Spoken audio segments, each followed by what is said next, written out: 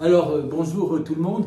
J'ai le plaisir aujourd'hui d'accueillir un marin, Dimitri Bruns. On va parler de la mer et tout. Et pendant qu'il réfléchit aux 3 livres qu'il va nous présenter, je vous présente mon livre de la semaine que je conseille à tout le monde de lire, Le Péril Dieu de Tristan Banon, dont le sous-titre c'est « Toutes les religions sont sexistes et disent tout ». Et renvoie dos à dos la Bible, le Coran et la Torah. C'est une démonstration magistrale, un essai magnifique et qui devrait être lu par tout un chacun. Je le recommande très vivement. Alors, Dimitri Bruns, quels sont les 3 livres que vous recommandez à nos auditeurs aujourd'hui? Écoutez, le premier livre c'est L'Odyssée de l'endurance de Shackleton. Donc c'est un marin? Ouais, c'est un marin, ouais. C'était Captain Shackleton, Ernest Shackleton. Et le propos du livre c'est? Il part en Antarctique, il veut aller traverser l'Antarctique à pied, son bateau se fait prendre dans les glaces, son bateau coule, et il sauve tout son équipage, et il termine sur une île qui s'appelle l'île Éléphant, et ensuite ils construisent leur bateau, ils partent à chercher de l'aide, et tout ça, ça se passe en 1912, 1913, 1914. Et finalement, il arrive à sauver tout son équipage. Tout le monde rentre sain et sauf à bon port. Et puis finalement, en fait, le pire de l'histoire, c'est qu'ils terminent tous à mourir dans les tranchées de la Première Guerre mondiale. Meurt sur Terre. Voilà, il meurt sur Terre. Et le deuxième Alors, le deuxième, c'est Les naufragés du pôle. Ça, c'est Krilly. Et ça, c'est une histoire encore une histoire, c'est pas vraiment maritime, mais c'est plutôt des expéditions pour aller au pôle Nord, dans le début, pareil, des années 1900. C'est l'expédition américaine qui part et qui passe au fait 3 ans, et ça va toujours de mal en pis. Et ça termine avec un peu du cannibalisme, mais bon, finalement ils sont sur les 60 qui partent en expédition, il y en a 7 qui survivent dans des conditions plutôt mal. Mais le capitaine Grilly, qui est l'écrivain, lui est vivant, donc c'est ses notes de mer, quoi, voilà. Et puis le troisième? Le troisième, donc c'est Joshua Slocum, Seul autour du monde. Et ça, c'est l'histoire du premier marin qui fait le premier tour du monde en solitaire à la voile des années 1890 à 1900. Et donc, il raconte tout son récit de tour du monde à la voile. Il part des États-Unis et puis il veut partir en Méditerranée, mais là, c'est la guerre entre l'Angleterre et l'Espagne. Donc, Gibraltar est fermé, donc il doit continuer. Il descend, il passe par Bonne-Espérance. Il continue et il fait un tour du monde, en solitaire, sur un bateau à voile. Et il lui arrive. Qu'il a construit. Qu'il a construit. Oui, voilà. C'est un livre que je recommande à tout le monde, magnifique, même si nous, on ne connaît pas la mer. Alors, j'ai cette petite surprise, le dictionnaire du diable. J'ai voulu chercher des définitions de marins, mais il n'y en a pas. Alors, je me suis dit que les marins, ils avaient besoin de leurs mains. Alors là, je donne la définition de la main. C'est un dictionnaire caustique, plein de sarcasme. Et voici la définition qu'il donne de la main. Instrument singulier se trouvant à l'extrémité d'un bras humain et souvent enfoncé dans la poche de quelqu'un d'autre. Ça donne quoi comme réflexion aux marins que vous êtes? Ouais, c'est le prolongement. La main est un peu le prolongement du bras, ouais, enfoncé dans la poche de quelqu'un d'autre. Ouais, ça veut dire qu'elle ne sert à rien, quoi. Ou peut-être elle est pickpocket, pour emprunter des trucs à long terme ou à court terme. Ouais. C'est vrai que je la mets souvent dans la main, dans la poche de ma compagne, d'autres. On va commencer par une histoire absolument fantastique, que je trouve fantastique, qui vous est arrivée. Donc, je situe un tout petit peu. Vous êtes en vacances, on va dire, avec votre fils, 3-4 ans, sur un bateau que vous avez reconfiguré, et qui est aux îles Fidji. Puis là, vous avez toute une série d'activités avec votre fils, et vous décidez de lui confier une bouteille. Alors racontez-nous l'histoire de cette bouteille. Alors donc du coup j'étais avec Josh, donc mon fils, et on avait une bouteille en verre, et je me suis dit ça va être bien, ça va être sa première bouteille avec un message à mettre dedans, donc un message à la mer. Donc en fait, je lui demande de dessiner parce que Josh a 3 ans et demi à l'époque, donc il ne sait pas encore écrire quoi, donc il fait un beau petit dessin. Bon, ben, je mets si vous trouvez cette bouteille, veuillez me contacter. Comme on dit à l'époque, c'est 2023. Oui, c'est 2023, c'était il y a 6 mois. 6 mois, voilà.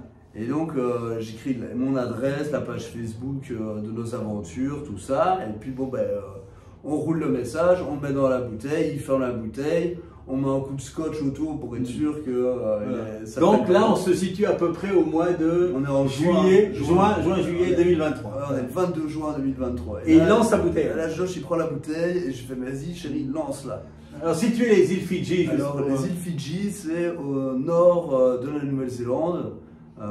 C'est à l'ouest des Tonga et c'est à l'est des Vanuatu, donc c'est plus ou moins à l'opposé, enfin à l'antipode d'ici. Et donc Josh jette cette bouteille et je me dis ouais mais de toute manière la bouteille, alors on est entre une barrière de corail et une île, bon, la probabilité qu'elle aille se cracher soit sur l'île d'en face, soit sur la barrière de corail à côté est quand même vachement grande. Et donc voilà, sauf que samedi, on est samedi, aujourd'hui nous sommes c'était samedi, nous sommes mercredi, donc il y a 4 jours en arrière. 4 jours de ça, à 1 h du matin, je reçois un coup de fil d'un monsieur qui me dit ouais, j'ai trouvé ta bouteille. Et j'ai fait ah bon, t'as trouvé la bouteille? Alors le temps que ouais, j'ai trouvé la bouteille. Ouais. Il me parle en anglais, il me dit ouais, je suis en Papouasie-Nouvelle-Guinée. Donc situer la Papouasie par rapport aux îles Fidji. Alors la Papouasie se trouve à l'ouest, à 3500 km de là où on a acheté la bouteille. 1815 milles nautiques pour ceux qui connaissent les termes marins. Et donc en fait la bouteille a parcouru en 6 mois, donc quasiment jour pour jour, 6 mois, 1817 milles nautiques ou 15 milles nautiques est arrivé sur cette île en Papouasie-Nouvelle-Guinée. Et il y a un monsieur qui l'a trouvé, qui l'a ouvert, qui a pris le temps de lire le message et qui m'a appelé. Donc c'est quand même une histoire géniale. Et vous lui avez promis de... Ah, je lui ai tout de suite dit, écoute, on va venir te voir, mon fils et moi. Bon, c'est à 12 jours de mer de là, parce que le bateau est au Fidji, mais on a 12 jours de navigation pour arriver jusqu'à là, pour rencontrer lui et sa petite famille. Je trouve ça quand même fantastique, quoi. Et puis sa réaction à lui, c'était quoi alors? Il était enchanté, il m'a dit... Et parce qu'il ne savait pas que la bouteille venait des Fidji, naturellement. Il ne savait pas d'où elle venait. Ouais. Donc je lui ai dit, ouais, écoute, ouais, on l'a lancé des Fidji. Il me fait, ah bon, il a cru. Ouais, bien sûr. Et donc il a été voir sur la page de notre bateau. Il a été voir toute l'histoire, on voit mon fils qui dessine, qui envoie la bouteille, il y a une petite vidéo de quand il lance la bouteille et tout. Et moi, je trouve ça excellent, quoi, comme ça. Mais je ne m'attendais pas du tout qu'une bouteille puisse, en 6 mois, parcourir une si longue distance. Et la probabilité, finalement, qu'elle échappe à toutes les îles, enfin, qu'elle ne se crache pas, qu'elle ne coule pas, c'est infime. C'est improbable. Ouais. Enfin, si, on voit que c'est probable. Mais c'est quand même merveilleux. Alors, comment un enfant né à Bruxelles, ouais. Vous êtes belge, comment il devient marin? Qu'est-ce qu'il a approché la première image de la mer d'un jeune bruxellois, c'était quoi? Première image de la mer, je sais pas, c'était à la plage ou quelque chose comme ça, ouais. La beauté en Belgique? Non, c'était en Belgique, ouais. Ouais, en Belgique. Et alors, qu'est-ce qui a fait que... Après, je sais pas, moi j'ai toujours trouvé que la mer c'était sympa, il y a un certain sentiment de liberté quand on est en mer. Bon, après ça mouille, mais voilà, c'est un sentiment de liberté, quoi. La mer, c'est un endroit où, au fait, on n'est pas vraiment contrôlé, on ne contrôle pas tout non plus, et c'est immense, et il y a un horizon. Puis le premier... image, souvenir d'être sur un bateau et de se dire ça c'est mon truc. Ah, ça devait être, je devais avoir 4 ou 5 ans, un peu comme mon fils. J'étais avec un de mes frères et ma mère m'avait dit si tu veux aller naviguer sur le bateau avec ton frère, là on est toujours en Belgique? Non, là on est en Bretagne. En Bretagne, d'accord. Et ma mère me dit si tu veux naviguer, il faut que tu apprennes à nager. Et je pense que 3 jours après, je savais nager. J'ai pas mis longtemps à savoir nager. Bon, elle était un peu fraîche, parce que c'était la Bretagne. En été, mais en tout cas, j'ai su nager assez rapidement pour justement cet objectif d'aller sur un bateau. Un petit optimiste, un petit bateau pour les enfants, en fait, enfin pour les ados, enfants. Alors maintenant, vous êtes chef mécanicien, on va dire, sur un très gros bateau, mais quel est le cursus, on va dire, scolaire, éducatif, de formation qui permet d'arriver là? Alors pour être... le vôtre en fait. Le mien en fait, ouais, j'ai étudié la marine marchande, donc il y a une école spécifique en Belgique, en tant que Belge, qui s'appelle l'école supérieure de navigation à Anvers. Et cette école, au fait, c'est une école d'ingénieur industriel avec une spécification en mécanique navale. C'est, on va dire, niveau universitaire. C'est niveau universitaire. Je pense du génie civil, de la mécanique, des maths, beaucoup de maths, je pense. Beaucoup de maths, beaucoup de physique, beaucoup de chimie, et puis basé sur la mécanique navale. Donc on apprend tout ce qui se passe dans un moteur, la thermodynamique, la physique, tout ce qui est chimique, toutes les réactions chimiques. On transporte des produits qui sont évidemment dangereux, donc il faut quand même savoir. La formation pour devenir capitaine ou bien pour devenir chef mécanicien, c'est la même? Alors il y a un tronc commun qui est au fait les mathématiques, la physique, la chimie, la biologie et tout ça. Mais après, on va être plus spécifié pour être capitaine en tout ce qui est navigation astro, puis chargement, déchargement. Et d'un autre côté, en mécanique navale, là, on est plus sur démonter des gros moteurs, remonter des gros moteurs, comprendre ce qui se passe dans un piston, pourquoi est-ce qu'il y a des explosions, travailler sur des bateaux. Là, je travaille sur des bateaux à vapeur, donc bien comprendre les lois de la physique au niveau de la pression, des températures, des changements d'état entre le gaz liquide, le gaz gazeux.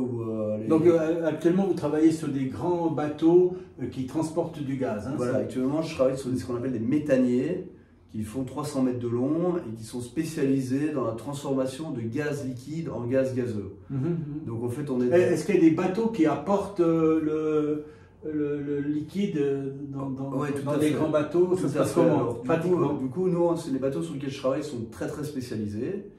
Ils transforment le gaz de l'état liquide à l'état gazeux, c'est le seul moyen de le transporter en sécurité. Combien de quantité pour donner un ordre de grandeur? Donc c'est 135 000 m3. D'accord. Donc en bateau, c'est immense. C'est immense. En bateau, fait 300 mètres de long, donc il faut se dire c'est 3 terrains de foot en enfilade. Il fait 40 mètres de large par 40 mètres de haut. Et il y a beaucoup d'escaliers dans 40 mètres de haut. Ouais, 14 étages. Ouais. 14... Le mécanicien, il doit prendre ses outils tout au fond et monter. Comment ça se passe? Il fait que passer son temps à monter et descendre des escaliers. Je suis entre 10 et 15, voire 20 km par jour en escalier. On travaille pas mal la cardio. Ça avec des gros outils bien lourds pour des grosses machines. Et donc les bateaux amènent le gaz? Alors, donc ce qui se passe, c'est qu'au fait, donc, il y a plusieurs endroits où le gaz naturel est sorti de sa source. Donc on va évidemment penser à la Russie avec Vladimir Poutine qui a fermé la vanne du gaz. Mais il n'y a pas que la Russie. La Russie était le fournisseur, on va dire, principal fournisseur européen, donc aussi bien pour la Suisse que pour l'Europe en général. Mais comme Vladimir a fermé la vanne, maintenant le gaz arrive d'ailleurs.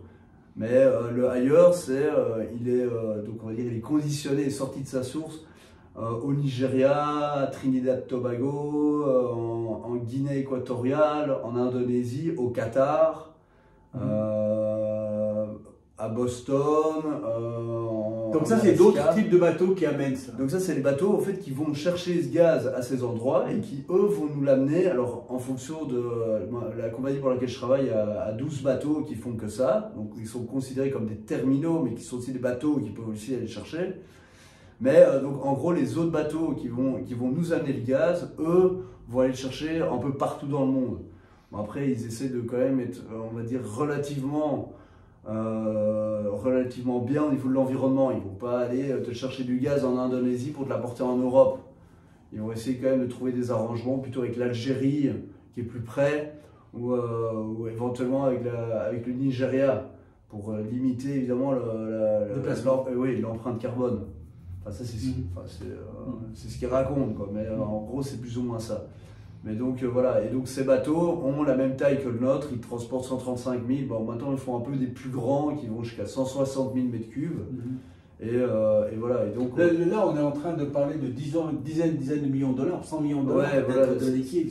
Les cargaisons maintenant valent 110 millions de dollars. Donc pour un bateau? Pour un bateau.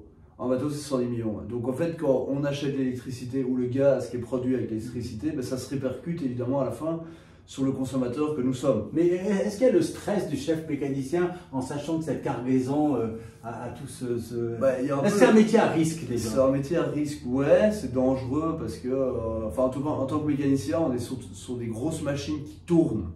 Donc, en fait, ça tourne vite. Donc, on évite de mettre ses mains, on évite de se blesser, on évite de. Bon, on est au niveau sécurité, on ne joue pas avec la sécurité. C'est évidemment toujours la sécurité, le premier. En première place. Et puis oui, donc on a des risques qui sont assez limités parce qu'on a quand même beaucoup de moyens de contrer ces risques et voilà.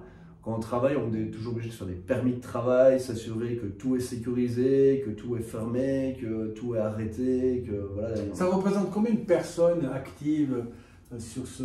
Alors en bateau, c'est entre 30 et 35 personnes d'équipage. Composé de quoi alors, comme type de, on va dire, personnel? Là, sur les bateaux sur lesquels je travaille, on va donc prendre plusieurs catégories. Il y a les matelots, qui eux sont plutôt d'origine philippine. Ensuite, on a le département, ce qu'on appelle cuisine. Bon, là, on a 2 chefs-coques et puis on a deux garçons qui sont aussi plutôt philippins.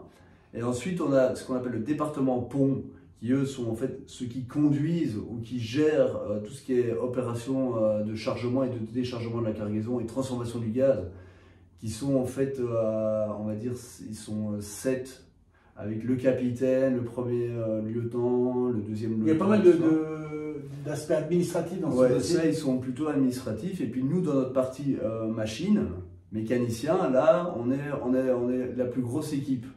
On est 13 pour gérer toute la puissance, la génération de puissance, la distribution de puissance, et puis tout ce qui est...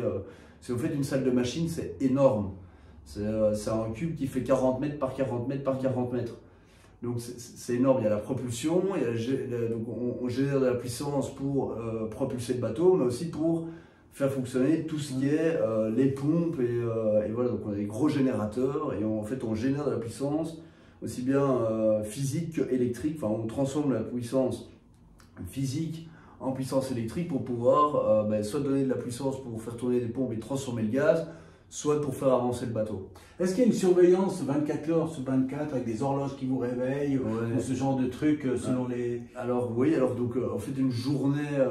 la journée type. Alors, une journée type, alors en fonction des bateaux, en fonction des endroits où ils sont, en fonction des... mais en gros, on va dire soit on travaille par shift, donc c'est ce qu'on appelle des quarts. Donc par exemple c'est minuit, 4 heures du matin. Et puis il y a un autre quart de 4h à 8h, un autre de 8 à midi. Et puis celui qui a fait minuit 4h reprend à midi jusqu'à 16h. Donc ça c'est quand on est en opération cargo. Si on n'est pas en opération cargo, on aura des journées, on va dire, normales. On va commencer à 8h, on va terminer à 18h. Et après, donc moi en tant que mécanicien, un jour sur 3, je suis d'astreinte. Donc la nuit, la machine n'est pas occupée, mais toutes les alarmes de la machine, parce qu'il y en a beaucoup, sont directement retransmises dans ma cabine. Donc dès que j'ai une alarme qui sonne, je descends, je vais voir ce qui se passe, et puis en fonction de la gravité de la situation, soit j'appelle quelqu'un pour m'aider, soit je règle le problème tout seul. Mais ça, c'est évidemment les alarmes, on ne sait jamais quand elles arrivent, et c'est quand même assez... Alors là, c'est votre activité professionnelle, etc. Mais la mer, c'est aussi votre passion, et vous avez reconfiguré, je ne sais pas comment on dit, un bateau que vous avez on va dire, acheté à Bruxelles, réaménagé, etc. Vous l'avez amené dans les îles Fidji. Alors, c'est quoi déjà le bonheur d'être en mer? Comment vous pouvez retranscrire à un gars de la montagne le bonheur de la mer? Le bonheur de la mer. Le bonheur de la mer, pour moi, c'est un bonheur de liberté. En fait, on se dit souvent, en mer, on va quand même vachement s'embêter. Mais en fait, non, en mer, on a un horizon. Ok, on est dans un élément en mouvement, mais on a le temps. En mer, on a le temps de faire beaucoup de choses qu'on ne pourrait pas faire en étant à terre. Mais comme c'est un bateau qui avance, il avancera plus ou moins tout seul en fonction de ce qu'on a, mais souvent on a un pilote automatique ou quelque chose comme ça. Donc finalement, en fait, il avance tout seul. On va juste régler les voiles pour le faire avancer. Et ensuite, on a le loisir de faire ce qu'on veut. On peut alors que fait Dimitri Bruns quand il a le loisir, qu'il a mis son pilote automatique et qu'il est par beau temps On va peut-être parler après des tempêtes, qui Ouais. est par beau temps Bah écoute, au milieu de l'océan. moi je mets toujours des lignes de traîne derrière. Donc pour essayer d'avoir du poisson frais tous les jours, c'est gratuit, hein. Enfin oui, ça t'a coûté le prix du leurre que tu mets, mais sinon en soi, voilà. Donc après en fonction de où t'es, tu vas choper tel ou tel type de poisson, du gros, du petit, du moyen. Je suis pas encore parvenu à mettre exactement l'hameçon idéal pour avoir le poisson idéal, parce qu'évidemment quand on pêche, on ne sait pas vraiment ce qu'on va pêcher, on n'a pas vu le poisson avant de le sortir, évidemment, on le voit qu'au dernier moment. Donc ça c'est une bonne activité. Bon après c'est un peu comme une alarme, hein. Ça va t'éviter et puis tu vas faire ah j'ai du poisson, je vais te tirer. Sinon à part ça, Combien de jours vous êtes resté tout seul en mer le plus longtemps possible sans être hacké? j'ai passé 28 jours, 4 Donc semaines. 28 jours. Alors déjà, qu'est-ce qu'on prévoit comme nourriture pendant ces 28 jours quand on est là tout seul sur ce type de bateau? On réfléchit à qu'est-ce qu'on va manger, mais il faut surtout penser à beaucoup d'eau. Beaucoup d'eau, Ouais, d'accord. pour s'hydrater et surtout pour manger, pour boire, pour faire Donc, manger. combien de litres d'eau on Là, comme j'étais tout seul, je parle de 100 litres. D'accord. 100 litres d'eau, c'est pas beaucoup, mais c'était juste pour moi, hein. J'avais prévu une croisière de 20 jours, ça a duré 28 parce qu'il y a eu quelques soucis dans l'histoire. Mais sinon, en nourriture, alors, évidemment, on va prendre du riz, des pâtes, des patates. On va essayer de prendre pas mal de boîtes, parce que c'est pas mal la nourriture en boîte. Quand on n'est pas sûr de pêcher, au fait, finalement, il faut bien mettre de la viande dans son truc. Hein. Et quoi comme boîte? Alors là, j'ai pris du cassoulet, c'était pas une grande idée, mais bon, c'était à l'époque. Ils faisaient une promotion sur le cassoulet, j'ai dit c'est bon, je prends 48 boîtes et puis on verra. Bon, Puis l'équipement dedans, il y a cuisine complète. Ouais, alors là c'était un petit bateau sur lequel j'étais. Bon, là j'ai eu 2 bateaux. Donc là, mon premier bateau, j'ai eu juste le bon vieux camping-gaz avec la bonbonne de gaz et voilà. Alors le nom du bateau peut-être? Alors, le premier bateau c'était Liberté, 3 petits points. Ouais. Et les petits points c'était avec qui je veux, quand je veux et où je veux. C'était pour l'idée des 3 petits points. Ah d'accord. Et maintenant, le nom du deuxième bateau? Il s'appelle le Grand Jack en Liberté. D'accord. 3 petits points. C'est celui qui est maintenant au Fidji. Ouais, voilà. Mais alors celui-là, lui par contre, en cuisine, j'ai, on va dire, on peut appeler ça une cuisine équipée. Genre un four, j'ai 3 becs de gaz, donc j'ai vraiment une vraie cuisine. J'ai de l'eau chaude, j'ai 2 éviers pour faire la vaisselle, j'ai un frigo. Au niveau sécurité, c'est des gros bateaux ou bien Alors là, celui que j'ai là actuellement, c'est un bateau qui est fait en acier, avec lequel on a quand même été très lourd. Ouais, plutôt lourd, avec lequel on a été en Antarctique, avec lequel on a quand même été visiter 2-3 trucs assez intéressants, tout en se disant on est en sécurité. On n'y va pas avec du plastique pour aller taper des glaçons. On va plutôt y aller avec de l'acier. C'est moins, enfin c'est risqué, mais c'est moins risqué. Oui, le Titanic a coulé, mais le Titanic avançait vite. Oui, c'est quoi la vitesse en nœud alors à peu près alors déjà, on va dire c'est quoi en nœud? Un nœud. Un nœud, c'est 1800, enfin 1 km 8, 54 à l'heure. Donc on va dire, moi je suis sur mon bateau en vitesse moyenne, je suis à 7-8 nœuds. On va rapporter ça vers le 12 km à l'heure, c'est plus ou moins un cycliste qui roule tranquille. Pas un mec qui fait de la course, hein. Voilà, c'est une vitesse moyenne. Pour comparer par exemple un catamaran qui fait de la course, ça serait quoi la vitesse? Alors là maintenant, les trimarans, catamarans, les gens à Lingui là par exemple, eux ils sont plus entre 30 et 40 nœuds. D'accord. C'est plus vers les 70 km à l'heure, donc ils sont quand même, 10 fois plus rapides que moi. Enfin peut-être pas 10, 6 fois plus rapides que moi. Mais eux, s'ils sont dans la course, ils ont du matériel léger, ils ont, bon voilà, ce qu'ils veulent c'est aller vite. Moi je suis pas trop dans l'optique d'aller vite. Oui, j'aime bien aller vite, mais j'aime bien arriver en sécurité. J'aime bien partir du port et d'arriver à bon port. Après tout ce qui se passe entre, c'est de l'aventure. C'est quoi un bon marin? Un bon marin, un bon marin en fait c'est un mec qui revient au port. D'accord. En entier. Et c'est surtout un marin qui a déjà lâché les amarres. D'accord. C'est important de lâcher les amarres. Mais écoute, ouais, si tu lâches pas les amarres, tu pars pas. Ouais. Et souvent les gens, ils parlent beaucoup. Alors on pourrait dire que le mauvais marin, c'est celui qui lâche jamais les amarres ou bien? C'est un peu ça. Ouais, c'est le mec qui est dans les bars et qui picole et qui refait le monde. Ah d'accord. Mais qui n'a jamais. Ça existe, ça existe, des faux marins. C'est un faux marin alors. C'est pas un faux marin, c'est un mauvais marin. Ah, c'est un mauvais marin. Mais un bon marin, on va dire, il lâche les amarres, il part du port et il arrive à son point. Alors on peut pas vraiment dire que quand on part, on va toujours arriver là où on veut. Mais au moins il arrive au port et en sécurité. Ça arrive des Il y a fois. un passage dans le livre de Joshua Slocum où il dit les gens qui savent exactement où ils vont en mer, je m'en méfie. Ouais.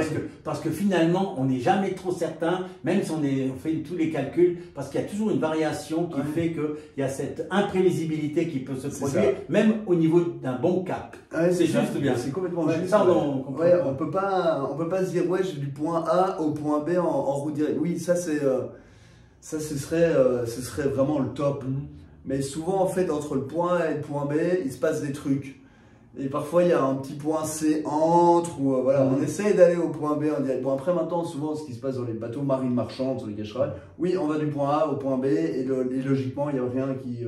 Enfin, oui, il y a des trucs qui vont se passer, mais on arrivera en temps et en heure parce qu'on a des contrats, des. Puis alors, quand on est tout seul, qu'on décide de faire 20 jours en mer, il y a. On est au milieu, là, il y a la peur qui saisit.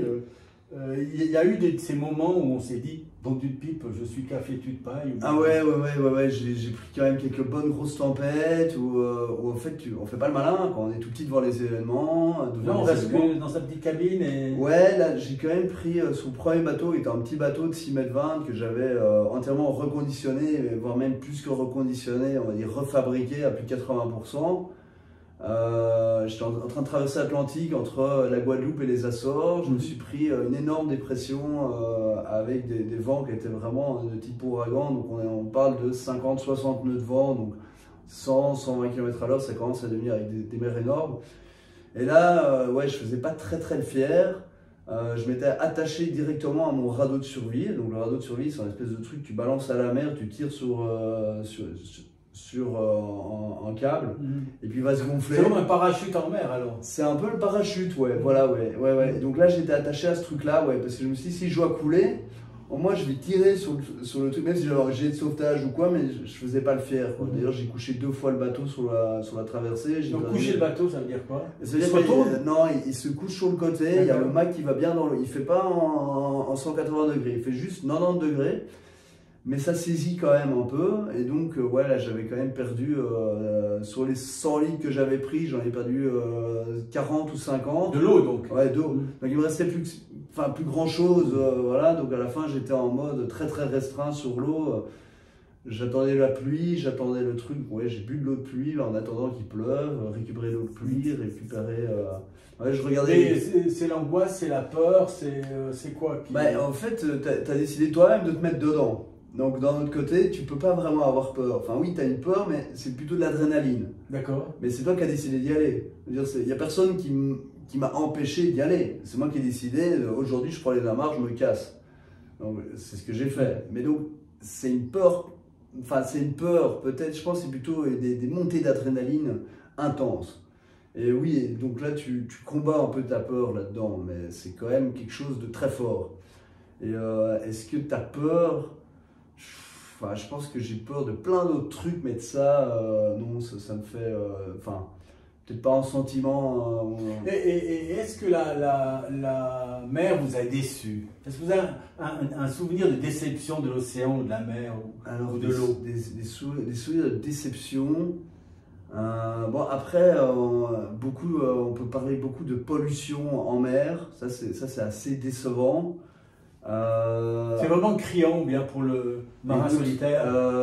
Des sacs plastiques, des trucs comme ça, t'en vois tout le temps en fait. Des objets flottants dégueulasses qui n'ont rien à faire là. C'est là qu'on se rend compte qu'en fait la mer reste quand même un peu une poubelle. Donc ça c'est assez décevant sur l'état dans lequel on laisse en fait la mer derrière nous. Parce que finalement en fait la mer elle part d'ici, elle part du Rhône.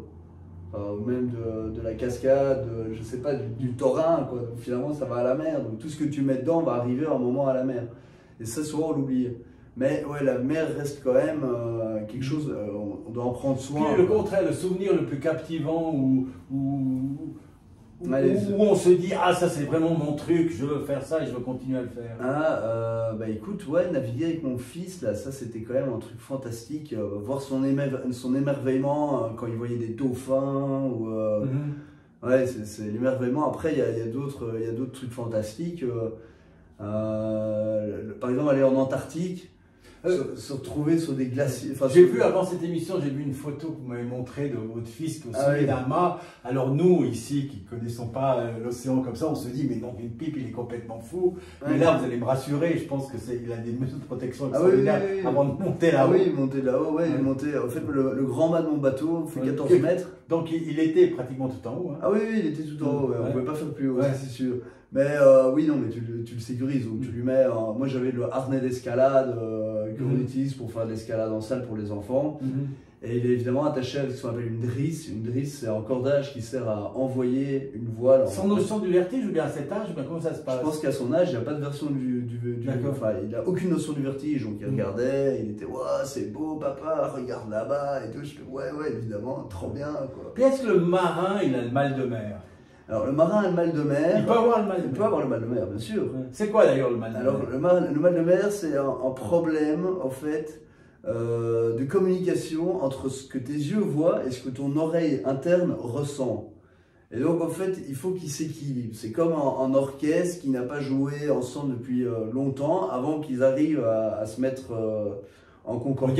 Au diapason, tout à fait. Il faut un certain temps. Donc en fait, le mal de mer, tu vas l'avoir, c'est normal de l'avoir. Mais c'est pas nécessairement normal que ça perdure, mais ça va durer en fonction de, enfin logiquement on va dire, entre 12, 24 à 48 heures, tu vas l'avoir. Est-ce qu'on sait pourquoi certaines personnes ne l'ont jamais, puis d'autres en souffrent de manière immédiate, même dans une petite traversée? Écoute, je sais pas, ça c'est, à mon avis ça doit être génétique, ouais. Ça se trouve c'est parce que les montagnards ils ont mal de mer, j'en sais rien, non, j'en sais rien, mais je pense que ça doit être génétique. Tu n'as pas vraiment de prédisposition à te dire moi je vais avoir le mal de mer ou pas. Enfin, en tout cas, j'ai pas fait d'études là-dessus, donc je ne vais pas m'avancer sur des trucs dont je ne suis pas sûr. Et puis, est-ce qu'on a le temps de s'ennuyer par temps calme dans ce bateau en se disant mais qu'est-ce que je fais ici, je ne sais plus quoi faire? Ben, on n'a pas vraiment le temps de s'ennuyer. Hein. Enfin, il y a toujours des trucs à faire. Il y a toujours un petit truc à faire. Sur un bateau, il y a toujours une liste de choses que tu dois faire. Ouais. Tu as toujours ta to-do list, tu vois, qui en fait... Du genre alors? Genre, elle ne diminue jamais, elle ne fait qu'augmenter. Mais alors, faudrait que je reprenne, que je refasse une épissure sur un cordage. Donc ça veut dire reprendre un cordage qui s'est effiloché. Je devrais peut-être graisser ça, huiler ça, ou checker, j'ai une ampoule de pété, j'ai machin. Il y a toujours un petit truc à faire.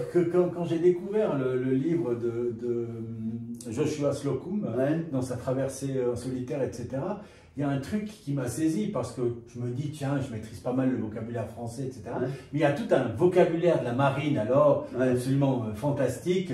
On imagine, mais en réalité, les mots nous viennent ici parce qu'on les découvre. Je ne sais pas s'il y a quelques-uns qui te viennent à l'esprit pour expliquer ce dont je parle, parce que je me rends compte que je les ai déjà oubliés. Évidemment. Bon alors, je sais pas, je vais te parler de tribord, bâbord, droite-gauche sur un bateau. Tu vas avoir bordé, choqué, ça c'est par rapport aux voiles, c'est reprendre de la voile ou lâcher de la voile. On va parler de type de voile. Voilà les types de voiles par exemple. Par exemple, moi sur mon bateau à moi, si on commence de l'arrière, donc mon type de bateau est en ketch. À l'arrière, on a ce qu'on appelle l'artimon, ça c'est la voile du mât d'arrière. Après, tu as la grand voile. Après, devant, j'ai ce qu'on appelle une trinquette.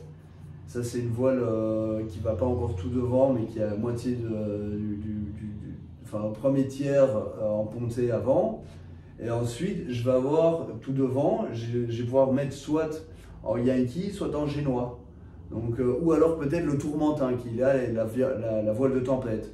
Et ensuite, quand je vais descendre sous le vent, c'est-à-dire que j'aurai le vent qui vient de derrière, là, je vais pouvoir mettre un spinnaker. Mais je peux mettre 2 spinnakers sur mon bateau. Accélérer le bateau. Ce sont des grosses voiles qui sont un peu en toile de parachute comme ça. Qui sont assez rondes, assez jolies. Et ça te donne plus de puissance. Bon, après, ça devient, il faut savoir bien maîtriser. C'est pas des voiles, c'est des voiles un peu techniques. Donc, tu n'as pas envie de... Et ces temps-ci, alors, toujours un moment d'actualité dans cette discussion, je suis en train de penser aux outils, etc. Vous avez eu l'occasion de passer là-bas et est-ce que c'est vraiment dangereux ou bien... Alors, est-ce que c'est dangereux?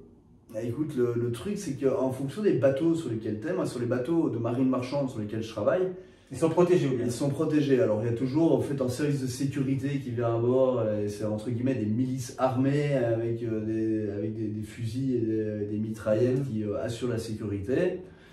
Bon, après, souvent, ce qui se passe, c'est que nous, nos bateaux sont très hauts sur l'eau. Donc, ils sont Quelle hauteur, on dit? Alors, on va dire, on est à 12-15 mètres de franc-bord. Donc, déjà, pour les attaquer, pour prendre possession du bateau, c'est déjà difficile. Ouais, c'est un peu compliqué. Ouais. On avait fait des exercices avec les Israéliens, les marines israéliens, qui ont essayé d'attaquer le bateau en exercice.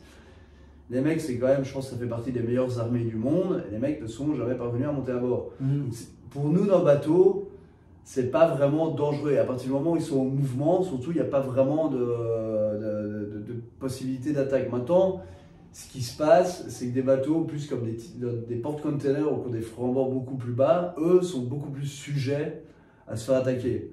Mais donc, c'est pour ça qu'ils ils prennent des milices, évidemment, de sécurité qui viennent. Par exemple, on a eu en 2013, j'étais sur un bateau au Nigeria. On a été secourir un autre gazier qui s'était échoué, et donc on est venu à côté, et là le bateau qui était échoué était rempli de gaz, donc on a dû faire une opération spéciale où on lui a vidé de son gaz avec notre bateau, donc on avait deux bateaux l'un à côté de l'autre. Et bon, le Nigeria est quand même assez connu pour les actes de piraterie, donc au fait l'autre bateau avait pris une milice privée qui étaient au fait des locaux en flip-flap avec des grosses kalachnikovs qui ressemblaient plus à des pirates. C'est plus, à mon avis, les mecs qui attaquent eux-mêmes les bateaux qui étaient là pour nous donner un sentiment de sécurité, quoi. Et donc les mecs, ils étaient en train de fumer à bord, avec des grosses mitraillettes, et toi tu te dis, ouais, ok, ils devaient recevoir des millions par jour. Hein. D'abord, je pense qu'en étant marin, qu'on le veuille ou non, on devient un assez bon géographe, ou bien... Ouais, on est pas mal, ouais. Alors, parmi tous ces paysages, etc., c'est quoi les deux, trois qui te marquent par rapport, juste au niveau visuel? Au niveau visuel, eh ben, écoute, l'Antarctique, ça c'était vraiment pour les icebergs, une espèce de truc énorme, mais vraiment des cathédrales. Donc la première fois que tu vois dedans, là, tu te dis waouh, c'est ça. Waouh, et on était avec des couleurs pastel magnifiques, du jaune, du orange, du rouge, un peu du fraise, c'est vraiment des couleurs pastel magnifiques. Ça, moi j'ai trouvé ça vraiment grandiose. En fait, on se sent vraiment tout petit de voir d'énormes icebergs. Et dans un autre registre d'image? Dans un autre registre, j'irais vers, à mon avis, des endroits comme Île de Pâques ou Pitcairn. Pitcairn pour la beauté des lieux, pour la simplicité des gens, pour le fait que c'était un peu un paradis avec des arbres fruitiers partout. Tu vas visiter. Bon, les gens sont un peu bizarres parce que ça reste une île où ils sont un peu, je ne veux pas dire du mal, mais ça reste quand même un peu de la consanguinité puisqu'ils sont 50, voilà. Mais ils habitent avec des piscines naturelles, donc ça c'est un truc fantastique.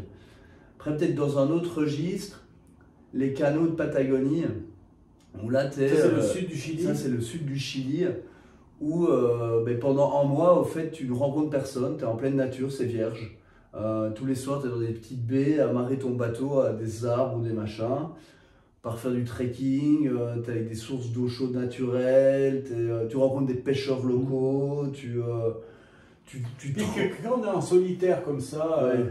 Est-ce qu'il y a des risques de piratage Écoute, en solitaire, ouais, moi j'ai eu une histoire, et encore j'étais pas en navigation, j'étais mouillé dans une baie où j'ai un type qui a débarqué à 3-4 heures du matin pour essayer de me voler un truc à bord.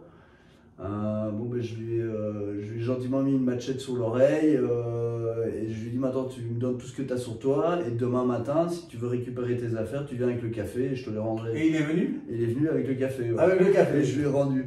Vous êtes devenus potes ou bien? On n'est pas vraiment devenus potes mais bon tu vois c'est essayé de me voler. Donc c'est pas que je veux pas être ton pote mais tu as quand même essayé de m'enlever des trucs donc je veux pas être ton pote mais par contre on va prendre le café, on va discuter, je vais te demander pourquoi.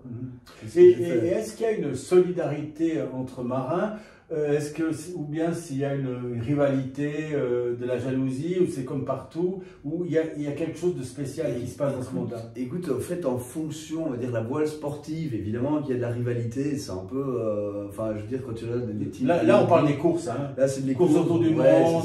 Donc ça, évidemment, tu as, de la rivalité, et en fait...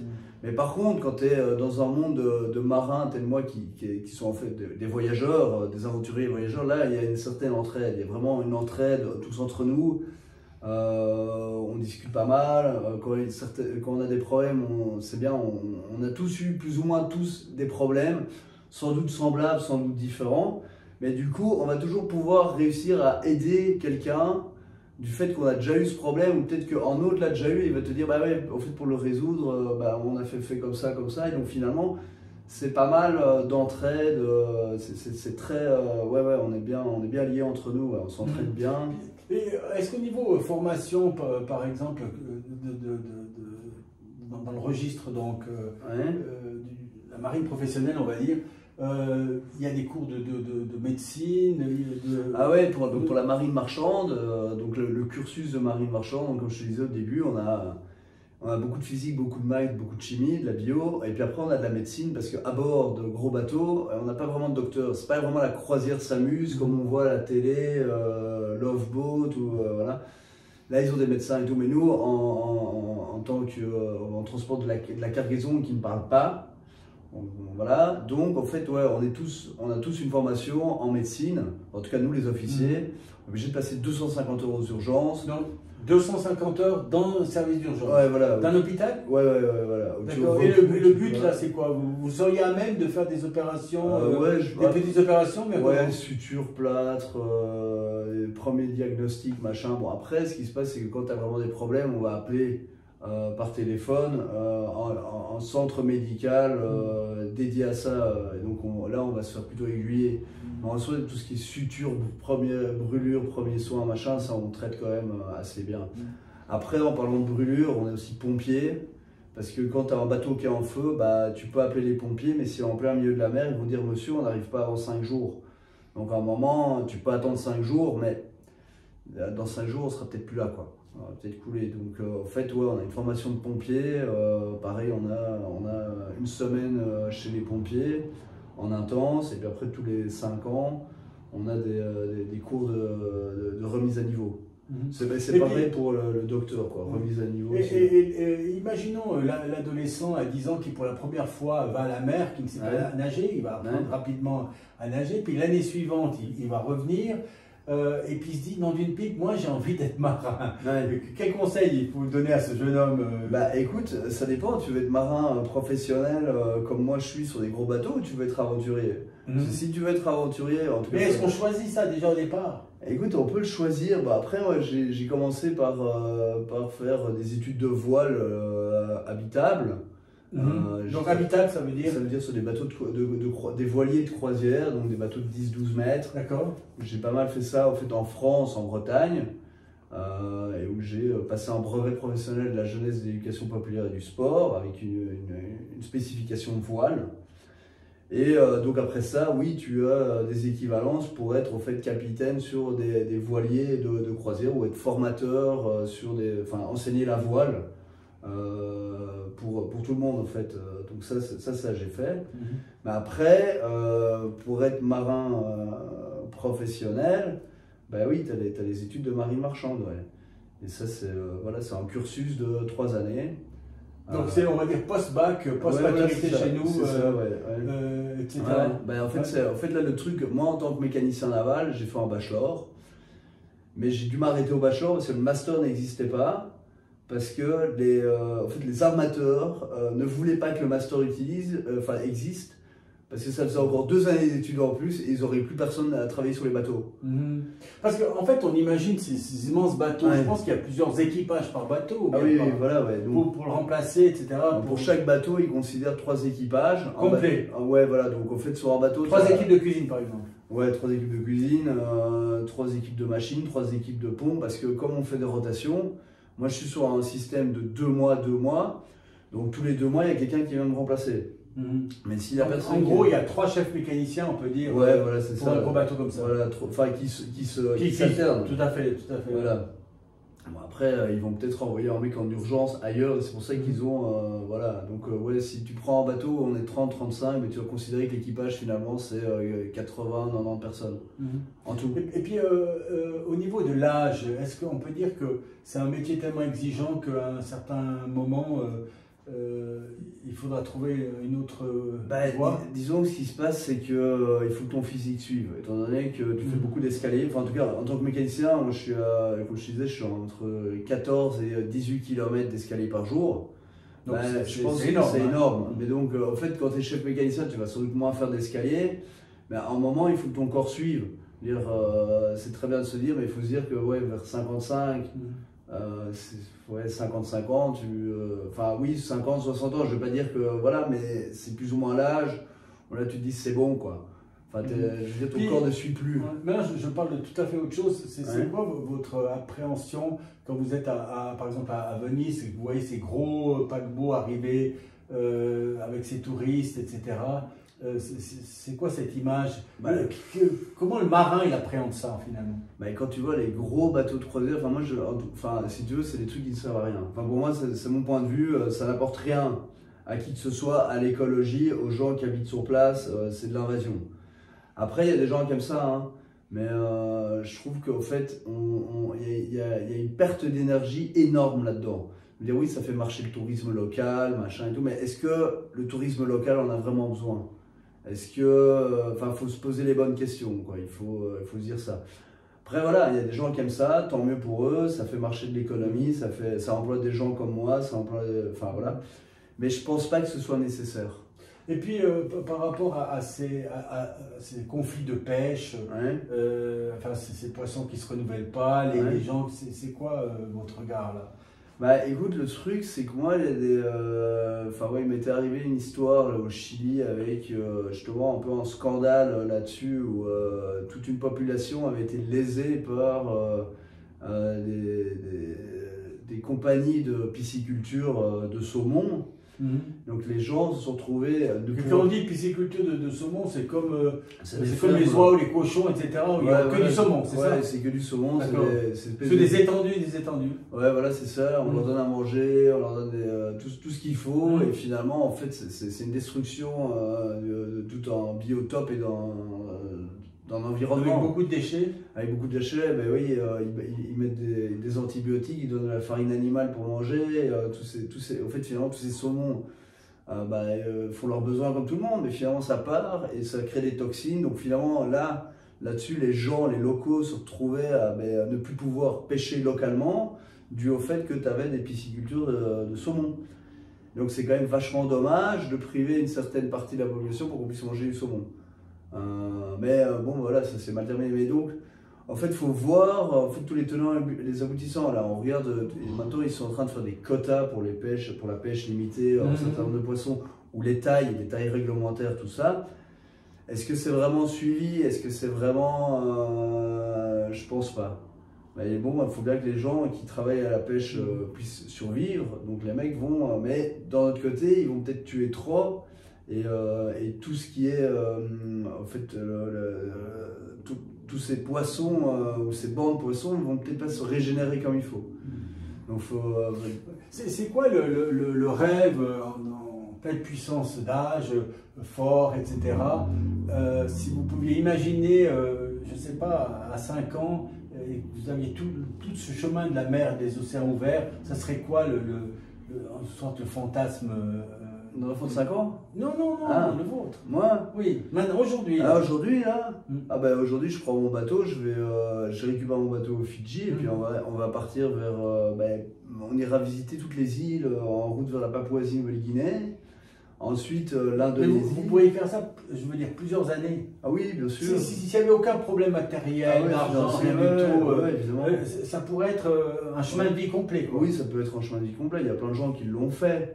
Après, le truc, c'est que... voilà. Plusieurs années. Oui, bien sûr. Et après, de toute manière, tu rencontres, tu visites, tu vas à la rencontre de cultures, de pays, tu apprends des choses, tu apprends à cuisiner comme les locaux.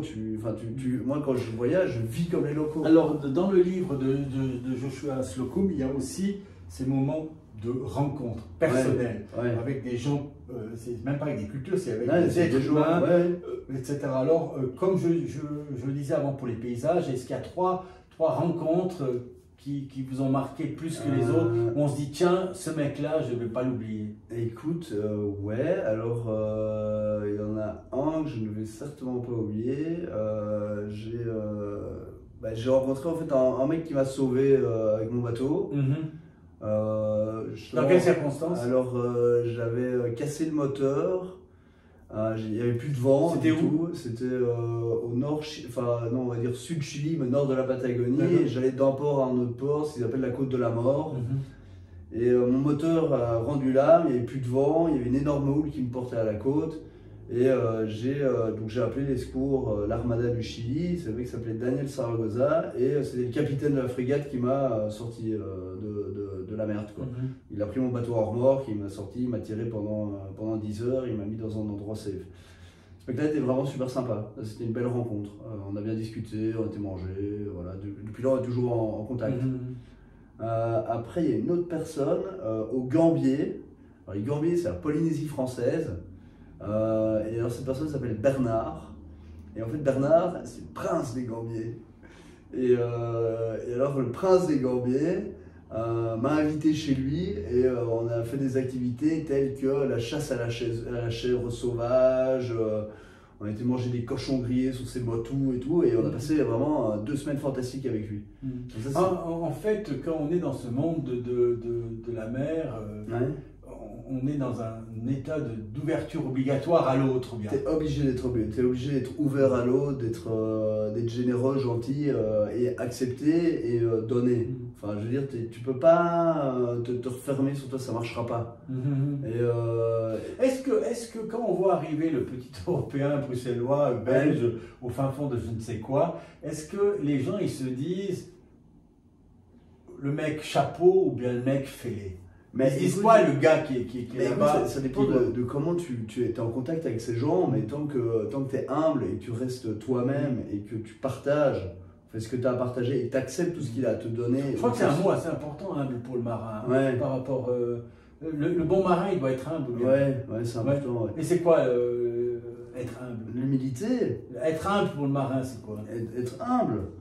Être humble, c'est d'être bien, c'est d'être ouvert, c'est d'accepter ce qui t'arrive et de ne pas se prendre de pas être hautain, je pense. Je pense qu'être humble, c'est un peu tout ça. Est-ce qu'il y a un respect évident pour la nature, les forces de la nature, etc. Tu respectes la nature, c'est beaucoup plus grand que toi, plus fort que toi, donc ça, tu peux pas aller contre, tu es obligé d'aller avec. Enfin, je veux dire, la mer est tellement grande, le vent est tellement fort, enfin voilà, tu peux pas te dire ouais, moi j'y vais, quoi. Tu vas tu vas rester calme sur certains points. Après, tu peux y aller, tu peux aller faire le fou, ça m'arrive parfois aussi. Et puis alors, quand on est là, on va aller à travers cette vallée entourée de montagnes beaucoup plus, on va dire, enfermées. C'est quoi le sentiment du marin qui se dit dans une pipe, j'étais au fin fond de je ne sais quel océan Pacifique, ou etc. Maintenant, je suis entre ces deux montagnes. On cherche l'horizon. On cherche l'horizon. Mais est-ce que l'esprit des gens d'ici serait plus obtus que celui du marin, ou bien le fait de regarder très haut peut aussi donner des ouvertures? Je pense que ça peut vous donner des ouvertures, tout ça. Après, j'ai pas vraiment l'occasion de plus. Le marin borné, il existe aussi. Le marin borné existe aussi. Après, je suis assez ouvert sur tout ce qui se passe pour le montagnard, parce qu'il y a quand même plein de choses qui sont semblables. Le montagnard va sur la neige c'est de l'eau, finalement. Bon, la mer c'est de l'eau aussi. Bon, après c'est un autre état, on est bien d'accord. La neige,